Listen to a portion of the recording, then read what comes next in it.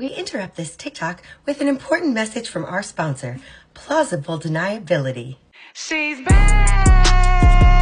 Plausible Deniability is safe on clothing, tough stains, and direct questions. If you're somebody who thought that a couple $1,000s of legal funds is going to get anything done, honestly, in most situations, it's not going to get anything done. Case? What case? I'm not talking about any case. Necessarily, and Oregon is a very fair state. Plausible deniability keeps gray areas grayer longer than leading brands.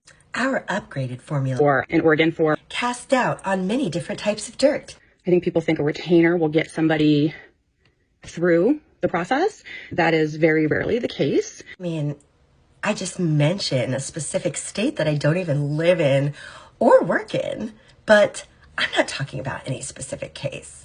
But in Oregon, it's usually regarding legal costs in a divorce or in any kind of custody dispute. Any resemblance to a particular case must be purely coincidental. But again, in Oregon, New and improved formula gets you out of hot water even faster. there's a lot of, I think, television and things like that really can skew how we think things work. Since you're probably stupid. By custody dispute, again, I'm talking about mediation failing and not being able to just agree as parents. Let me over-explain plausible deniability. I know that Google isn't accessible to everyone. A settlement conference is where the judge kind of acts like a mediator. Plausible deniability is when you create a scenario where you can feign lack of awareness to avoid any legal ramifications. It can have children placed in a position where they really shouldn't be with the person who has the money for the better attorney or the attorney, but that's what ends up happening. Many of us are wondering why you felt a need to comment on this case. And you are very clearly commenting on this case because within 24 to 48 hours of Desiree launching her new GoFundMe, you are talking about how the money that's being raised is not going to be enough. Even worse, you're absolutely implying that if Desiree does win, it's because she had the money to have representation and the other side didn't. But if when Desiree wins, it's because she has never done anything to not have custody of her son. And her son is living in a motel room being abused by a woman that isn't even connected to her son legally in any way. And his father is an enabler who isn't doing anything to better his life. He's violated so many aspects of the order of the judge that this actually should be open and shut. So what is your problem? Really, what is your problem? Trying to obfuscate the connection between Desiree and her son. I have questions, lady. I have seen parents try to drag it out to bankrupt the other parent. So somebody can be really difficult knowing that the other person can't keep affording the attorney. So that's also an absolute strategy. I just wanted to make that information known. You just wanted to make that information known to who?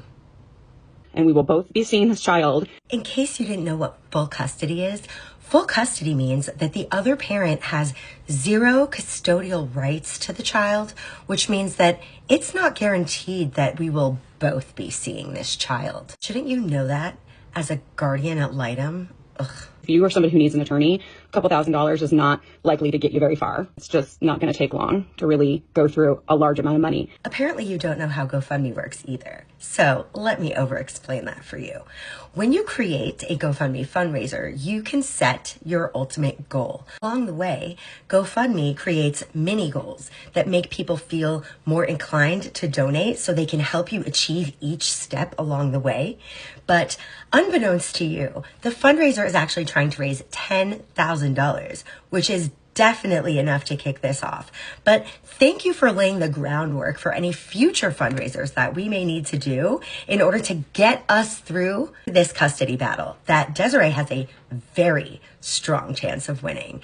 And what makes you think that Drew is going to fight this? I mean, he's a deadbeat dad who wants nothing to do with his other son. He owes a ton of money in back child support. He's also made it very clear that if he's not with Stephanie anymore, Deshaun's going back to his mom anyway.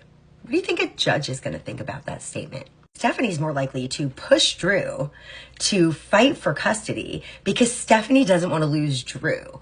And if Deshaun goes, well, bye-bye, King Daddy. And so maybe, though, Drew might have enough brain cells left fighting for their life to understand that giving custody to Desiree might actually be his way out from underneath Stephanie. There's been a concerted and organized smear campaign against Desiree. This smear campaign has been going on since before Desiree even joined TikTok. It started with Stephanie pushing many false narratives that have since been repeated by certain people we now know you've associated yourself with. Now, I can't say for sure, but it's really starting to seem like you've been part of this concerted effort to discredit Desiree. And I don't know, I just think that you might want to stop talking about this case, okay, before you end up in hot water of your own.